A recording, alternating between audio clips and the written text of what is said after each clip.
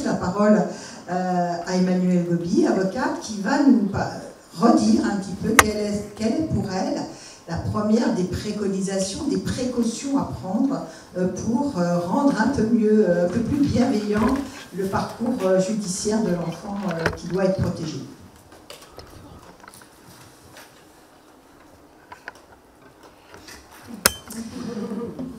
Bonjour à toutes et à tous, je suis ravie d'intervenir aujourd'hui pour CDP Enfance.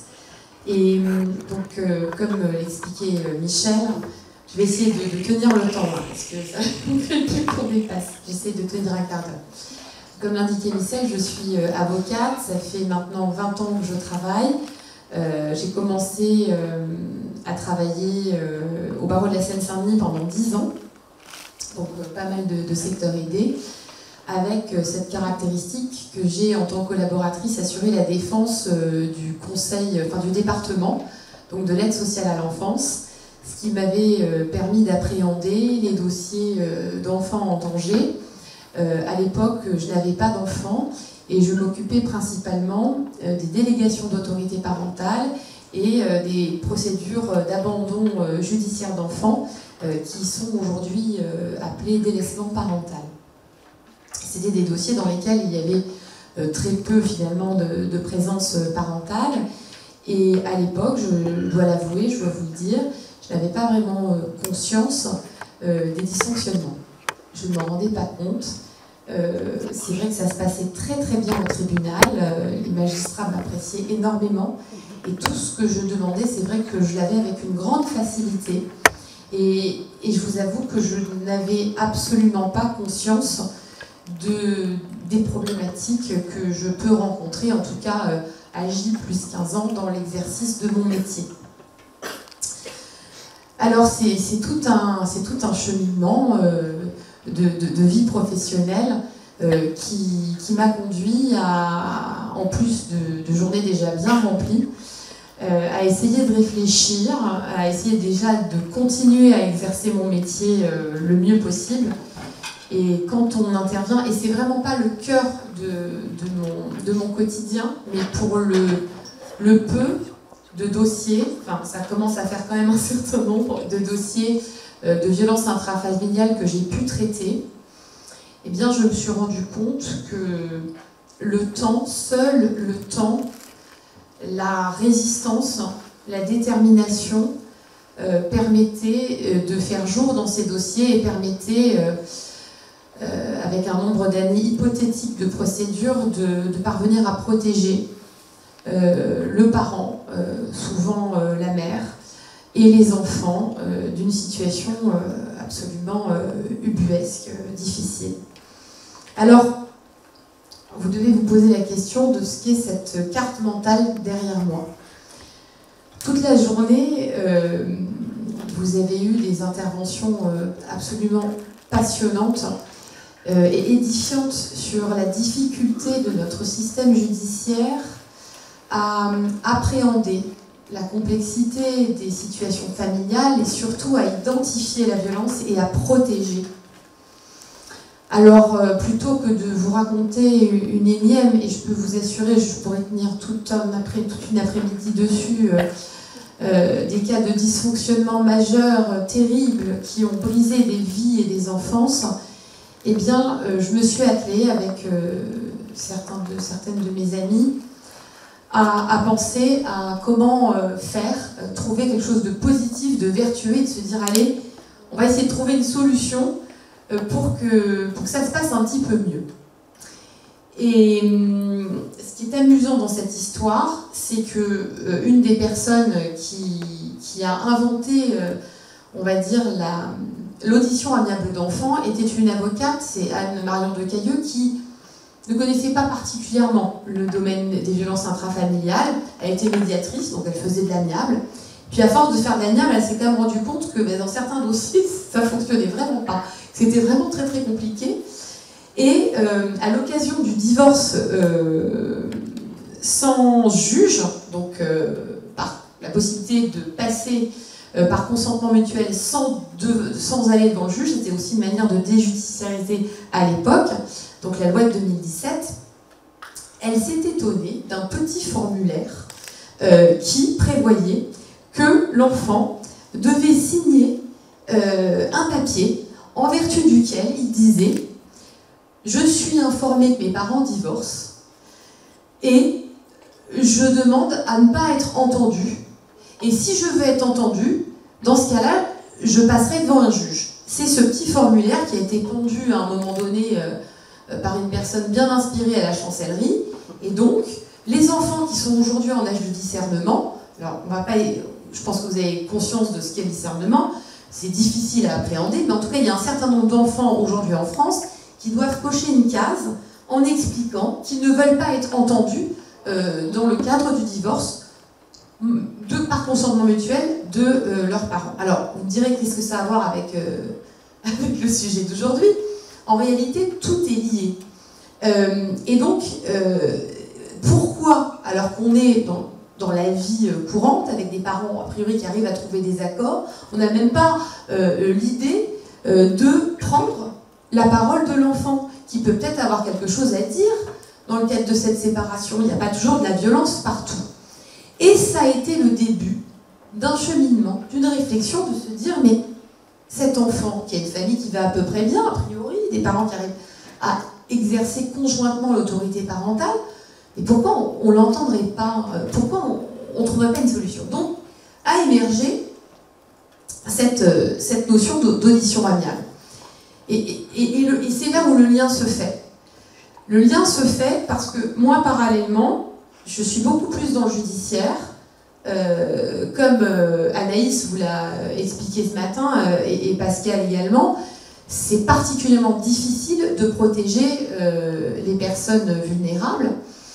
Et qu'est-ce qu'il y a de plus grave qu'un enfant dans une société, qu'un enfant en situation de danger? Tu veux montrer quelque chose? Ouais, je vais essayer surtout d'accélérer là, parce que je vois le temps. Je suis à 5 minutes et je n'ai pas commencé. Voilà. Est-ce que c'est moi qui vais faire le troll de la journée et ne pas tenir le temps? Je le pense. Donc, alors en plus tu me mets ça dans la main, donc tu me déconcentres. J'essaie de me recentrer. Donc j'étais en train de vous dire, qu'est-ce qu'il y a de plus grave au sein d'une société qu'un enfant en danger? Un enfant en danger, vous l'avez vu ce matin, c'est un enfant qui a une vulnérabilité biologique, c'est-à-dire du fait de son immaturité neuro-cérébrale. Je ne sais pas comment on dit, mais je pense que c'est à peu près ça. Donc il y a cette vulnérabilité première, et une autre vulnérabilité qui s'ajoute, qui est celle qu'il est en situation de danger. Donc hyper vulnérable. Et à cette hyper vulnérabilité devrait, si nous étions des adultes pleinement conscients et adaptés aux besoins des enfants, nous devrions être rentrés dans une hyper-vigilance. Donc trouver des moyens de vraiment identifier les problématiques liées à l'enfant. Alors, le sujet d'aujourd'hui, c'est la bientraitance des enfants par nos institutions judiciaires, éducatives, médicales. On le comprend tout de suite, il n'y a que par la pluridisciplinarité, l'interdisciplinarité, que notre système judiciaire parviendra à véritablement protéger les enfants. Ça suppose que nos institutions soient en mesure d'identifier les situations de danger et donc protéger, c'est déjà savoir écouter un enfant. Et c'est là où cette carte mentale me semble utile et nous apprend l'humilité. Surtout quand on n'a pas suivi des modules de formation à l'écoute des enfants. Et je vais vous dire, ce n'est pas suivre des modules de formation, parce que moi j'en ai suivi, j'ai fait 105 heures pour... Morjane a fait la formation cette année, moi j'ai fait le diplôme l'an dernier, c'est un diplôme d'auditeur d'enfants. Le fait de suivre des cours, je ne veux pas dire que ça sert à rien, mais presque en fait. Il n'y a que suivre des cours, pratiquer, donc expérimenter l'audition de l'enfant. Et je vous avoue, j'ai fait, à l'heure où je parle, seulement 2 auditions amiables d'enfants d'une fratrie.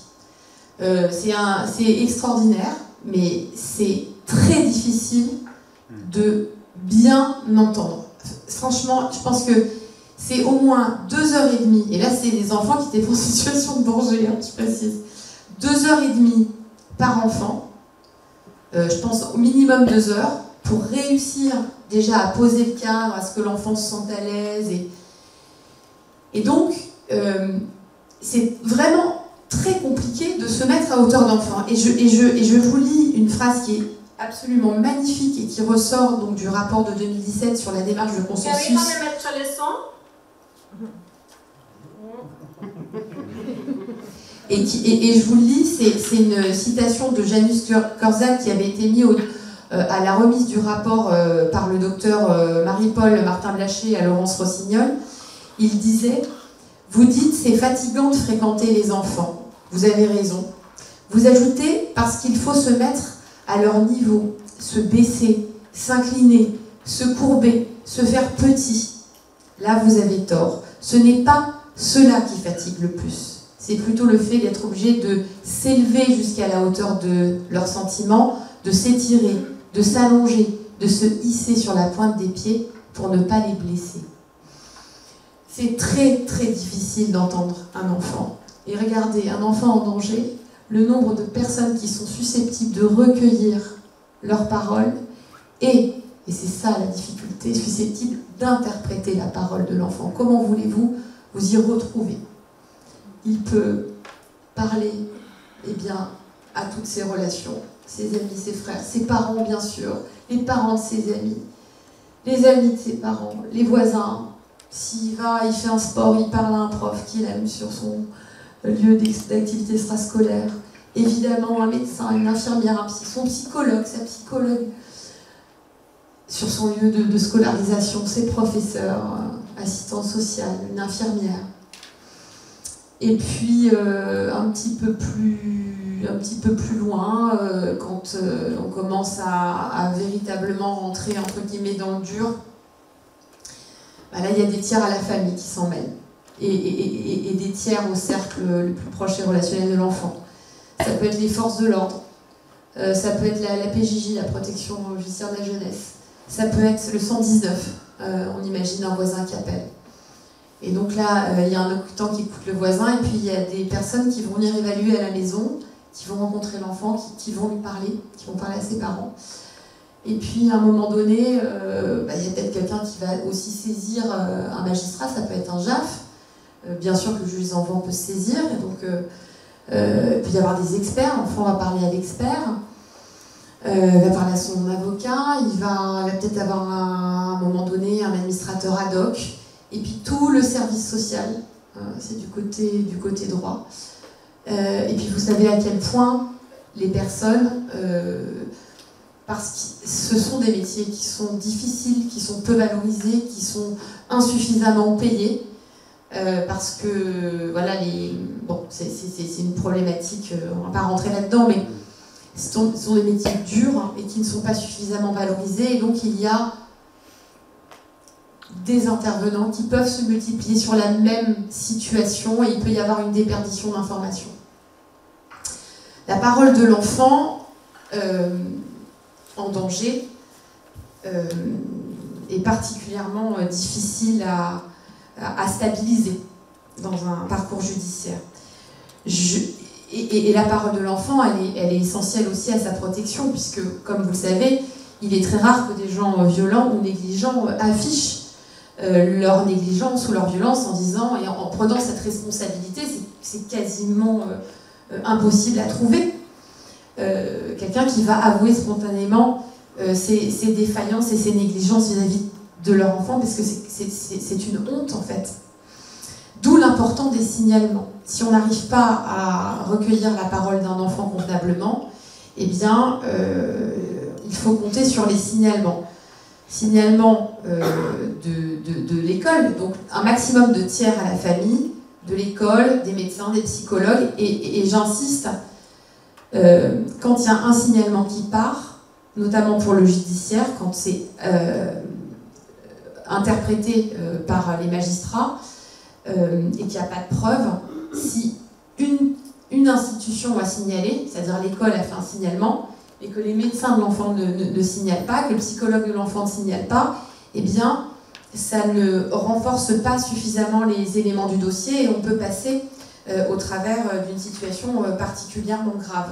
Je vous rappelle 2 articles, l'article 40 du Code de procédure pénale, qui oblige toute autorité constituée, tout officier public fonctionnaire, dans l'exercice de ses fonctions, et qui acquiert la connaissance d'un crime ou d'un délit sur un enfant, il est tenu d'adresser un signalement au procureur de la République. Donc tout ce qui est public, hôpitaux, il y a cette obligation de signalement, et également l'article 434-3 du Code pénal, qui fait que ce n'est pas parce que le proviseur va omettre de faire un signalement que les professeurs en charge se trouvent dispensés. Cet article 434-3 du Code pénal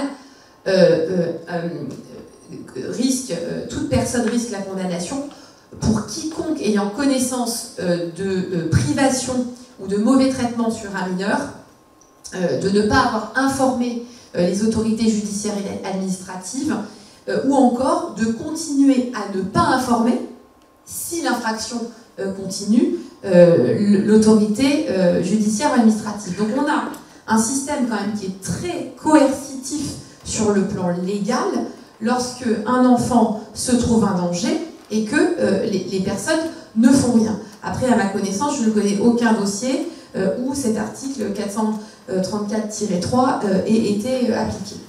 Alors, pour finir et aller très rapidement, je voudrais simplement vous parler des avocats qui interviennent en assistance éducative et notamment de l'avocat d'enfants. Au même titre qu'on ne s'improvise pas dans l'écoute d'un enfant, dans le recueil de la parole d'un enfant, à être avocat dans ces situations-là, ça ne s'invente pas.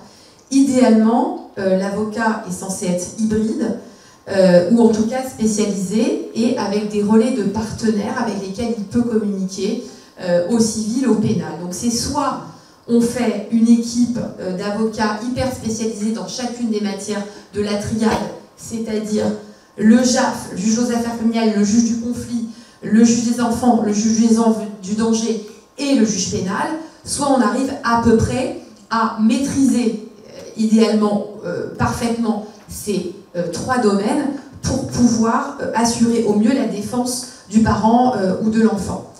C'est un avocat qui est formé à la prépondérance des violences de genre à l'encontre des femmes, c'est-à-dire l'article 3 de la Convention d'Istanbul. Il me semble que c'est un prisme nécessaire lorsqu'on aborde ces dossiers. Un avocat également qui a conscience de la stratégie habituelle des agresseurs, donc c'est DARVO, Deny, Attack, Reverse Victim and Offenders. Et c'est très difficile pour les avocats qui se heurtent pour la première fois de leur vie professionnelle à des dossiers et qui n'ont pas conscience de ça. C'est particulièrement vicariant pour les avocats qui interviennent dans ces dossiers. Il faut le savoir, il faut en parler aux copains. Et quand on a une difficulté, ne pas hésiter d'aller voir quelqu'un, un père, d'expérience, en lui expliquant les choses. Et c'est là où on comprend que les autres sont passés par là et qu'il y a des figures rémanentes, récurrentes, des patterns qui font que ça se reproduit dans tous les dossiers.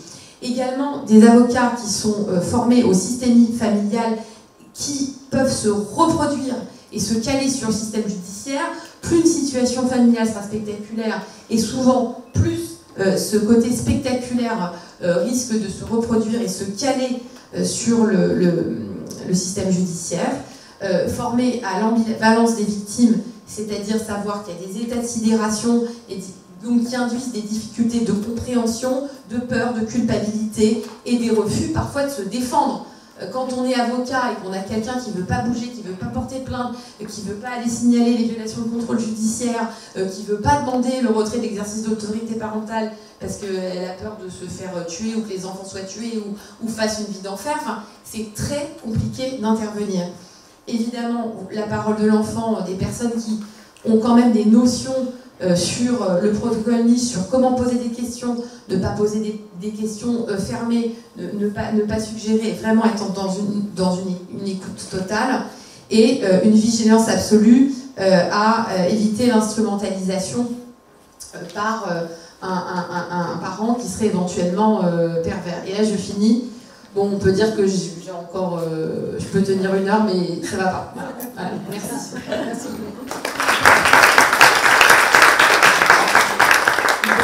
Emmanuel nous a invités à comprendre, d'une part, comment la parole de l'enfant devait être le sujet de tous, et en même temps, tu nous dis, attention, il va lui falloir en plus des avocats formés, et particulièrement bien formés. Voilà, et je voudrais juste ajouter une phrase, c'est que l'avocat d'enfant, typiquement, il tire son mandat de l'enfant.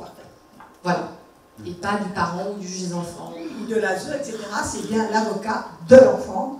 Et donc, je vais maintenant poser la question à Sandra, à partir de ses compétences. Quelle est, selon elle, la première des précautions qui lui vient à l'idée, et pas là tout de suite, parce qu'elle y réfléchit quand même depuis hier soir, hein, qui lui vient à l'idée pour protéger de façon efficace l'enfant et pour commencer à inverser la mécanique de mise en danger. Alors déjà, Michel, je n'y pense pas depuis hier soir. Ta question, c'est tu me l'as posée lundi. Donc j'y pense depuis... Voilà. Et puis j'ai écouté un peu tout le monde. Alors, je lance mon chrono visible pour essayer de tenir dans les temps. Je ne suis pas avocate, mais je peux être pipette. Quelques mots d'abord pour vous expliquer d'où je parle. Parce que c'est important de comprendre aussi, et je vais en reparler, de ce que c'est que la posture de l'adulte. Et on devient tous adultes par rapport à qui on était enfant. Donc je suis un peu obligée de vous dire de quel adulte vous avez en face de vous. Donc d'abord, vous avez un adulte en face de vous qui s'est confronté à l'échec scolaire. C'est important, parce que si on regarde la petite carte mentale qu'il y a derrière moi, quelque part, il y a quand même pas mal d'éducation nationale. On ne va pas se mentir. J'y reviendrai tout à l'heure. Je suis aussi une adulte qui a ses spécificités développementales et qui n'écoute pas grand monde. Quelques personnes me connaissent ici et savent de quoi je parle. Donc, malgré les difficultés scolaires, j'ai été un peu bourrique et j'ai poursuivi. Je pense qu'il y aurait eu autre chose après la thèse, j'aurais fait autre chose. Et il y aurait eu encore autre chose, je pense que je serais allée au bout. Et j'apprends tous les jours et je suis une adulte en capacité de me questionner en permanence, systématiquement. C'est pas tellement pour vous parler de moi que je vous raconte ça, mais c'est pour vous faire réfléchir à la question de la posture d'adulte. Parce que si je dois répondre en une seule phrase à la question de Michel, depuis le temps que j'y pense, la réponse n'est quand même apparue que après avoir entendu tous ces gens brillants qu'on a entendus aujourd'hui. Et ma réponse, je vais la lire parce que je suis incapable de retenir une phrase aussi longue.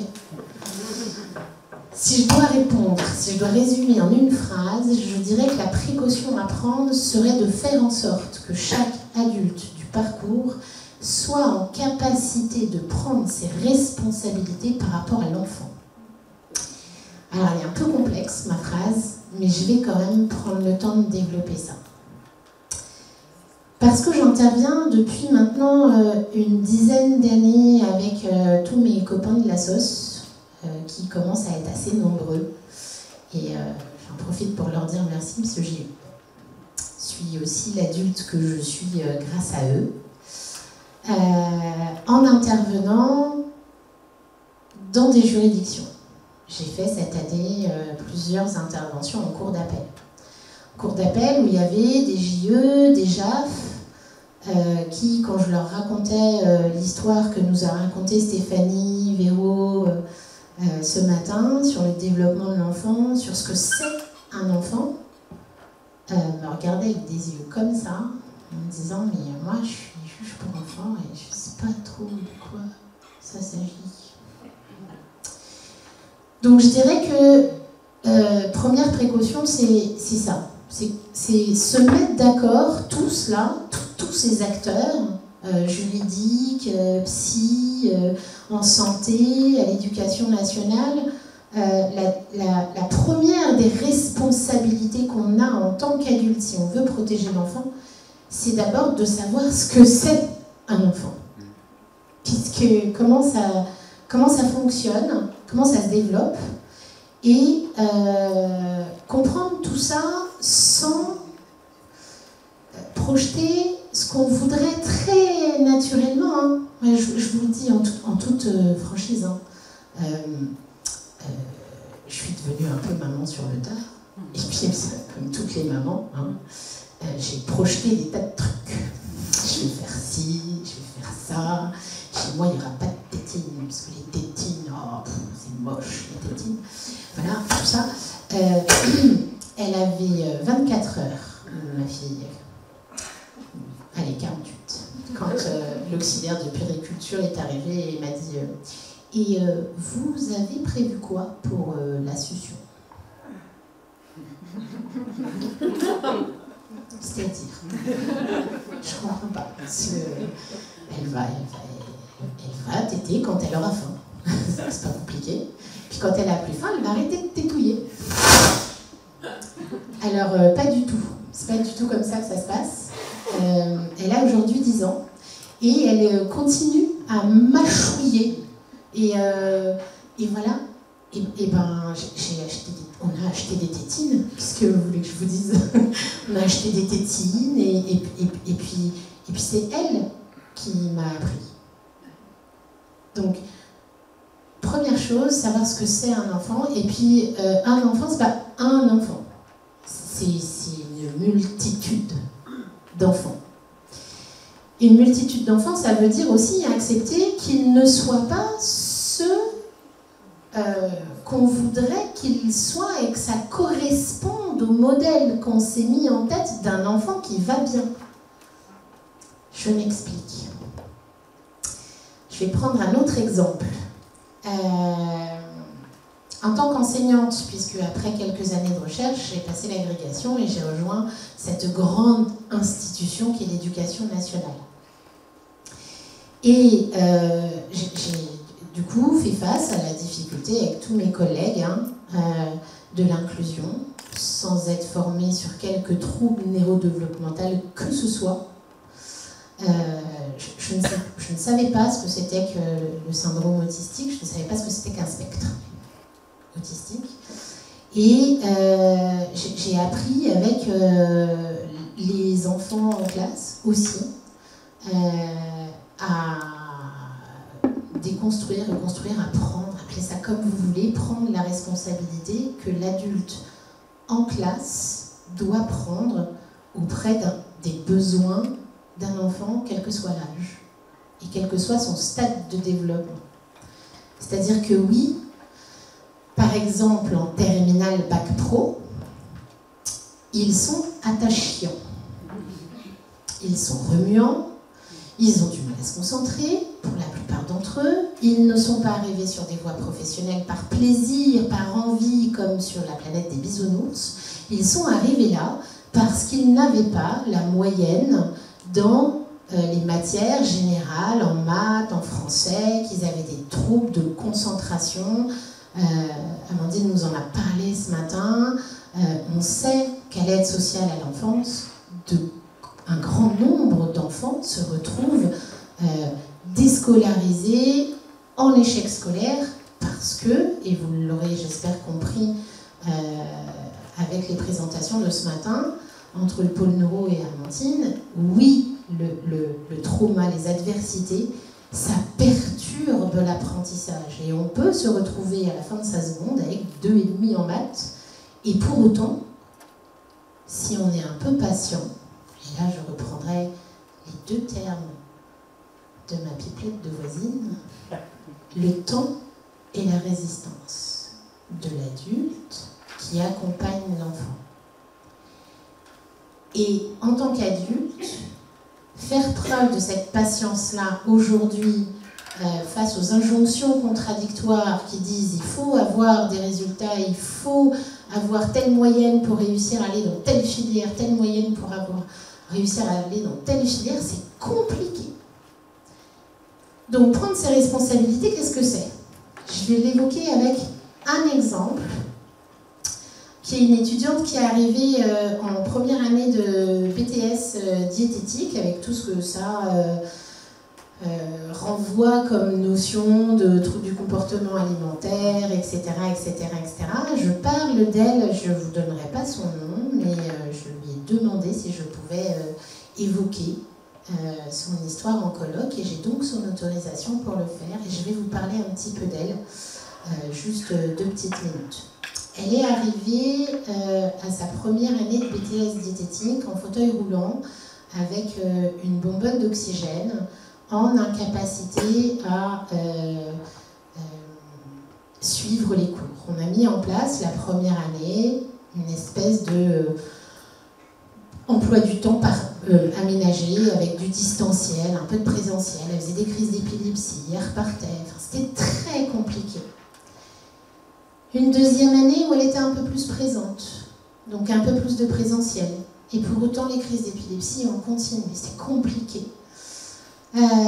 Un vécu traumatique, je vous passe les détails parce que vous aurez compris que toute son histoire était enchevêtrée entre des pathologies complexes, entre du trauma, entre tout ça.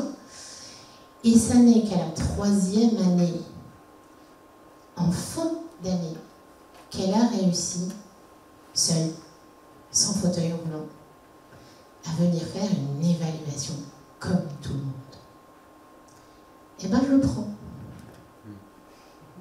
Et puis, c'est tout. Je ne vais pas dire « Oh là là, c'était long, oh là là... » Non, j'attends rien. Christelle vous a parlé ce matin de la question de l'attachement. Et elle a un peu retravaillé cette notion entre l'affection, l'attachement, on les aime. Non. Moi... Non, pas moi. Beaucoup de collègues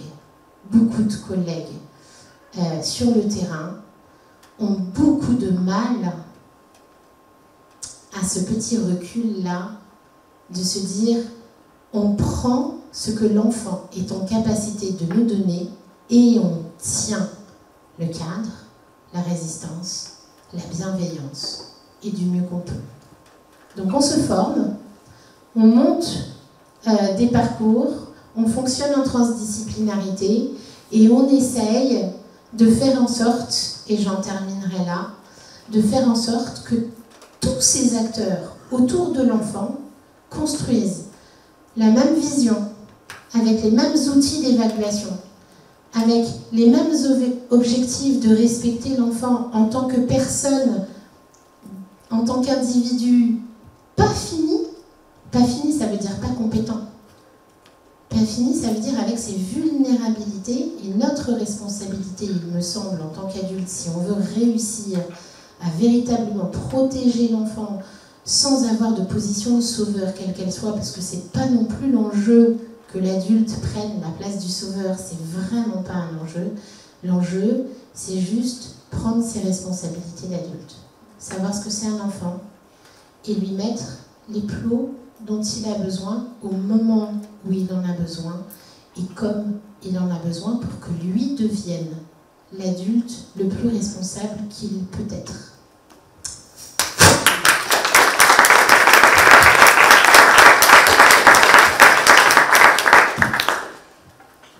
Donc si je fais le fil rouge, écouter l'enfant, savoir recueillir sa parole, lui procurer des avocats formés, de la formation, un langage commun, tenir bon, être responsable, laisser du temps au temps et tenir bon pendant tout ce temps. Et maintenant, je vais passer la parole à Camille, elle va se présenter pour voir, voilà, comment, je vais poser donc les mêmes questions, comment, pour toi Camille, quelles sont les précautions, la première des précautions, ou la deuxième, enfin, en tout cas les précautions absolument nécessaires que doit avoir une association qui accueille en suppléance parentale des enfants à protéger. Je te passe la parole et tu prends le temps de te présenter. Alors, bonjour à toutes et à tous. Déjà, je suis très honorée d'être avec vous aujourd'hui et je remercie le CDP Enfance pour son invitation à ce colloque. Donc, comme l'a dit Michel, moi je suis Camille Pinget. Je travaille à l'Union pour l'enfance. L'Union pour l'enfance est donc une association qui accueille depuis 1887 des enfants qui sont confiés à l'aide sociale à l'enfance, en grande partie. Et donc on a plusieurs établissements et plusieurs modes d'accueil de ces enfants. On a des jeunes qui sont accueillis en famille d'accueil, et puis après on va avoir des dispositifs d'accueil collectif, type MEX, lieu de vie, et on a aussi des dispositifs de semi-autonomie pour préparer les jeunes à la majorité et à la sortie du dispositif de l'aide sociale à l'enfance. Moi je suis là aujourd'hui pour venir, je pense, en complémentarité de ce qui a déjà été dit. Il y a eu des apports juridiques sur le sujet, des apports scientifiques, biologiques. Et donc moi je vais intervenir plutôt pour donner une vision sur comment faire autrement une fois que les enfants sont placés. Peut-être déjà, je voudrais commencer mon propos par dire que le fait de faire autrement, c'est aussi voir autrement, voir les jeunes comme des acteurs de leur avenir. Il y a une vraie importance, en tout cas, à les rendre acteurs de leur accompagnement et placement. Et puis le changement ne passe pas uniquement par des protocoles, mais aussi par savoir écouter, nous adapter et co-construire avec les jeunes. Donc c'est exactement en tout cas cette vision-là qu'on prône à l'Union pour l'enfance, donc l'association dans laquelle je travaille. Et l'Union pour l'enfance a développé depuis quasiment 10 ans maintenant une démarche qualité. Donc moi je suis responsable du pôle qualité puis aussi du plaidoyer de l'association. La qualité, pour vous résumer en tout cas très brièvement, c'est le fait de venir accompagner les directeurs et chefs de service sur ce qu'ils mettent en place au quotidien pour l'accompagnement des jeunes, comment améliorer l'organisation du service pour répondre davantage en tout cas à leurs besoins et puis être dans une dynamique d'amélioration continue de nos pratiques. Donc la démarche qualité, elle s'est structurée il y a une dizaine d'années. Je ne suis pas seule dessus, on est plusieurs et on fonctionne avec des instances de réflexion éthique pour prendre collégialement des décisions, des orientations, voir comment est-ce qu'on va pouvoir répondre aux besoins du terrain. On fonctionne par des cycles de thématiques annuels, donc on a déjà pu travailler sur la santé des jeunes, sur la sécurisation des parcours, le projet personnalisé, etc. Et tout ça m'amène en tout cas à vous parler du label. Donc nous, on a développé récemment un label qualité en protection de l'enfance. L'idée de ce label, c'était de venir centraliser tous nos engagements, toute notre vision en termes de qualité à l'Union. Parce qu'aujourd'hui, les jeunes, ils ont des besoins qui sont de plus en plus complexes. Et face à ces besoins, nous, on a des attentes vis-à-vis des professionnels qui les accompagnent. Et donc, l'idée, c'était de venir centraliser en tout cas notre pensée sur le sujet pour sécuriser l'accompagnement des jeunes et puis avoir aussi une vision et des pratiques qui soient communes. Ce label devient un vrai référentiel de travail chez nous, parce qu'on a plusieurs établissements. Chaque professionnel va aussi venir avec son prisme et sa manière de voir les choses. Et on souhaite en tout cas qu'il y ait une réelle harmonie, en tout cas dans nos établissements et puis sur l'accompagnement des jeunes. Le deuxième point aussi, le deuxième objectif de notre label, c'est de structurer l'organisation du milieu et l'accompagnement du jeune, de son arrivée à sa sortie de notre dispositif. Donc là, je fais un petit parallèle avec ce qui a déjà pu être dit, mais la nécessité d'avoir un accompagnement qui soit pluridisciplinaire du jeune. On n'est pas les seuls à intervenir dans nos établissements et il faut qu'on travaille réellement main dans la main avec les acteurs de l'éducation nationale, de la santé, du thérapeutique, etc. Je ne vais pas forcément rentrer dans le détail de ce label, mais peut-être plus vous expliquer comment, en tout cas ce qui vient assurer quels sont nos engagements. Donc c'est un label qui est structuré en 8 engagements. On en a un qui est vraiment dédié à l'organisation de l'établissement. Pour nous, ça c'est la base, le B à bas. Pour pouvoir bien accueillir un jeune, il faut que la structure même s'organise, pense l'accompagnement des jeunes, pense ses locaux, pense aussi la formation des professionnels, la sécurisation des professionnels, pour ensuite pouvoir bien prendre en charge les jeunes. Donc on a ce volet-là, et puis après on a 7 autres engagements, où là c'est vraiment la continuité de l'accompagnement. Je peux peut-être vous donner des exemples plus concrets pour que ce soit bien parlant pour tous. Et je vais me centrer, je vois l'heure qui défile, je vais me centrer sur l'accueil des jeunes dans nos dispositifs, puisque l'accueil c'est une phase qui est très importante quand ils arrivent dans un nouveau lieu de placement. Et donc il y a une nécessité pour nous de pouvoir préparer l'accueil, de pouvoir l'anticiper. Et donc ça c'est quelque chose qu'on travaille avec certains de nos services. Mais comment est-ce qu'on va susciter l'adhésion du jeune avant qu'il arrive? L'idée, alors forcément le placement est très souvent vécu comme une contrainte pour les jeunes, mais comment est-ce qu'on fait en sorte qu'ils comprennent les raisons de leur placement et qu'ils adhèrent au projet du service dans lequel ils vont prendre part et dans lequel ils vont vivre.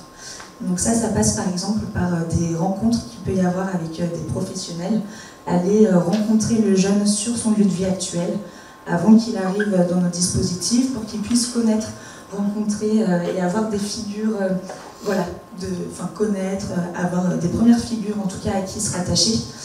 C'est le moment d'échange aussi, c'est le moment de pouvoir échanger avec le jeune sur ses goûts, ce qu'il aime faire, ce qu'il aime manger. C'est des exemples très précis que je vous donne. Mais l'idée, c'est vraiment de pouvoir avoir ce temps de rencontre et ensuite, une fois que le jeune il adhère au projet, justement pouvoir préparer son arrivée. Et donc, si je précisais qu'il y avait une importance, en tout cas à le questionner sur ses goûts, c'est pour pouvoir aussi avoir une attention personnalisée pour lui le jour de son arrivée, par exemple lui préparer son plat préféré ou lui acheter un jeu qui pourra lui être mis en lien avec ce qu'il peut aimer. Faire en sorte que le jeune, en fait, il sente attendu quand il arrive dans nos dispositifs. Donc ça, c'est quelque chose, en tout cas, qu'on commence à travailler avec certains de nos établissements et qu'on pense, en tout cas, dans l'ouverture aussi des nouvelles structures pour être réellement bien traitant avec les jeunes. Et je vais juste faire un parallèle aussi avec la sortie des dispositifs qui est aussi essentielle à préparer. Et ça a déjà été dit tout à l'heure, notamment par Claire qui était en visio, mais on ne peut pas tolérer en tout cas le manque de solutions lorsqu'un jeune quitte nos dispositifs de l'aide sociale à l'enfance. C'est absolument pas satisfaisant et on ne peut pas se dire qu'on accompagne un jeune pendant des années et puis finalement il va sortir et puis se retrouver seul, sans ressources et sans soutien extérieur. Donc pour nous il y a un réel enjeu justement à ce que l'accompagnement il soit qualitatif et au maximum bien traitant. Pour peut-être prendre quelques statistiques et chiffres nationaux, on sait aujourd'hui que 25% des personnes sans domicile fixe qui ont moins de 25 ans sont des anciens jeunes qui ont été placés à l'aide sociale à l'enfance. Et pour faire le parallèle aussi avec la scolarité, on sait aussi que 70% des jeunes qui quittent les dispositifs de l'aide sociale à l'enfance, ils n'ont aucun diplôme. Donc ce qui est quand même colossal, et donc il y a une réelle nécessité en tout cas à venir travailler ça, et faire en sorte que le jeune ne se retrouve pas à la rue et pas sans solution à 18 ans ou au mieux à 21 ans quand on n'a plus d'accompagnement par l'ASE. Donc pour ça, il y a aussi une nécessité à faire le lien avec le droit commun et à maintenir le lien avec le jeune. Ça, c'est quelque chose qui compte beaucoup pour nous à l'Union, se nourrir des jeunes.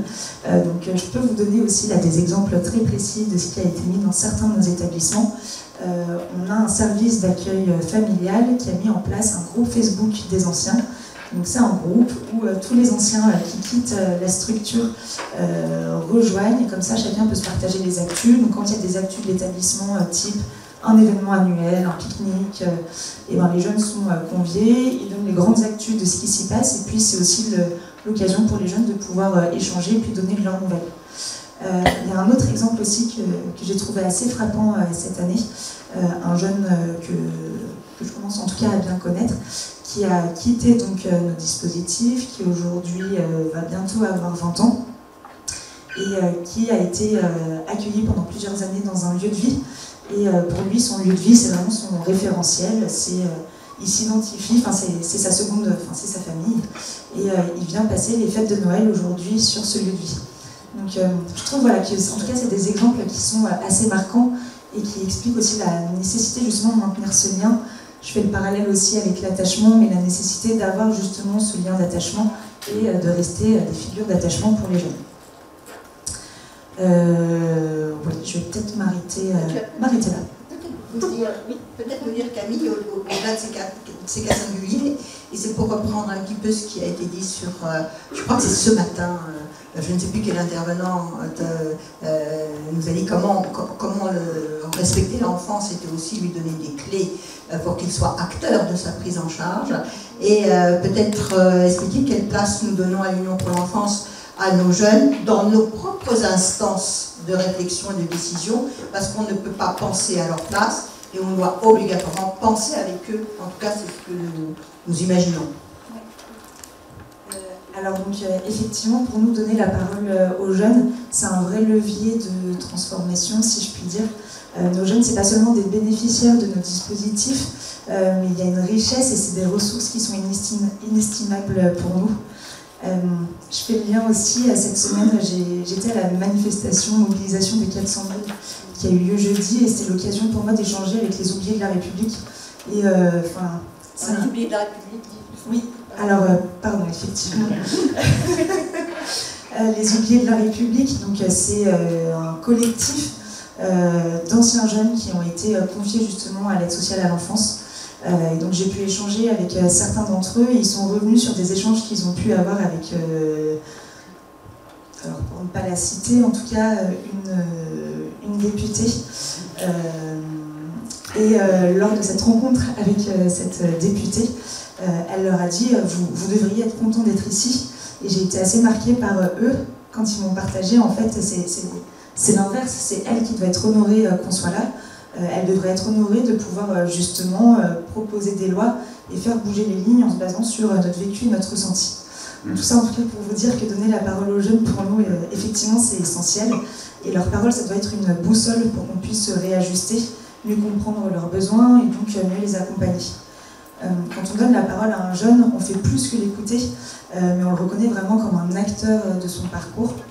Et ça change tout. Et ça change aussi leur confiance en eux et notre manière de les soutenir.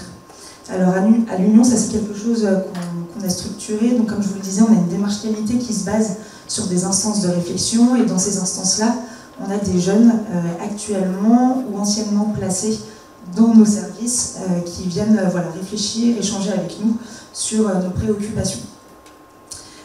En autre exemple que je pourrais aussi vous donner, donc on a certains jeunes qui font partie du conseil d'administration et très récemment on a développé un petit groupe de travail. Donc nous à la qualité on travaille avec les établissements, on essaye de mettre des choses en place avec eux et maintenant on se dit il faudrait même qu'on aille plus loin et qu'on travaille ça avec des jeunes, qu'on leur propose en tout cas nos réflexions et qu'ils nous fassent leur retour. Est-ce que c'est opérationnel, est-ce que ça leur semble ok ou complètement, si je puis me permettre, à côté de la plaque. Et on va prochainement ouvrir un lieu de vie en Bretagne et à l'occasion des visites, il y a plusieurs jeunes actuellement placés qui sont venus faire les visites. Alors moi je n'y étais pas, mais avec certains de mes collègues pour justement donner leur ressenti et dire bah oui on pourrait se projeter là. Donc voilà, c'est quelque chose en tout cas qui est très important pour nous. Et peut-être pour donner un dernier exemple et après j'en aurai fini. Donc on mobilise des anciens. Et on fait des journées de travail avec eux pour adapter certains programmes. On a un programme qui me tient à cœur, vous le savez, c'est le Parcours pour la vie. Le Parcours pour la vie, c'est un programme qu'on a développé. Et là, l'objectif, c'est de venir accompagner des jeunes de 15 à 20 ans sur leur autonomie émotionnelle. Parce qu'on prépare énormément les jeunes majeurs, enfin les futurs jeunes majeurs à une autonomie fonctionnelle, pardon, je me suis trompée, à savoir gérer un budget, un logement, etc. Et pour nous, il faut aller au-delà et vraiment travailler sur les relations, le lien social qu'ils peuvent avoir. Donc c'est un programme qu'on met en place depuis plusieurs années. Là, on l'a mis en pause pendant 6 mois, un peu plus de 6 mois. Et donc l'objectif de cette pause était de pouvoir faire un état des lieux, voir ce qui avait marché, comment est-ce qu'on pouvait remoduler ça. Et donc pour ça, on a mobilisé certains jeunes qui ont pu participer avant à ce projet pour faire l'état des lieux avec eux, savoir quels étaient les ateliers qui les avaient marqués, les ateliers qui étaient peut-être moins utiles, et comment est-ce qu'on pouvait le remoduler. Et donc pour conclure, faire autrement, je pense que c'est un vrai engagement, c'est un engagement à remettre en question en continu nos pratiques, et puis aussi à ouvrir nos structures pour accueillir la parole des jeunes. Et je vais m'arrêter là. Je vous remercie.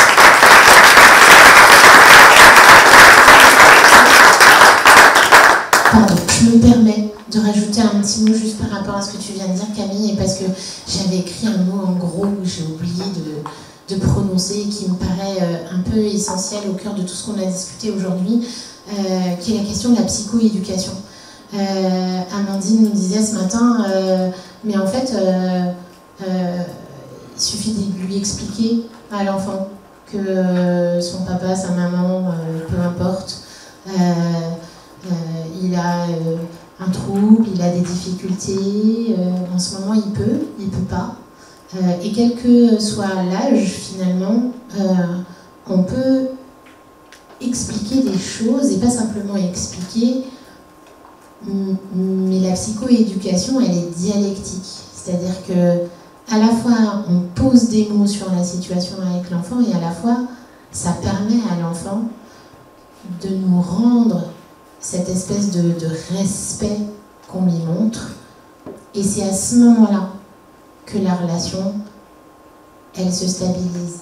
Et pour finir, cette carte derrière nous, si chacun des adultes de cette carte pouvait être vraiment conscient de ses missions, de ses limites, de ce qu'il peut, de ce qu'il ne peut pas, de sa responsabilité par rapport à l'enfant, je pense que finalement on parle tous la même langue.